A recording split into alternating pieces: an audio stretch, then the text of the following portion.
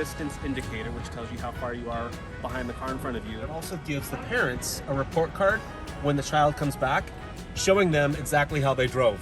So you get to set things like, you can program the key fob that you give your child so that every time they get in the car, the teen driver system is automatically turned on.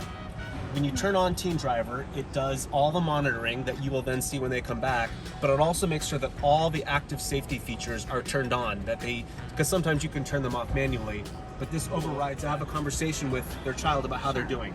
And every time they get in, this monitoring system comes on because it's programmed to the key fob and they can't shut it off. Okay. There's also a new feature called Buckle to Drive. So it's part of Teen Driver, and it requires that before they can put the car in gear, drive or reverse, they have to first buckle the seatbelt.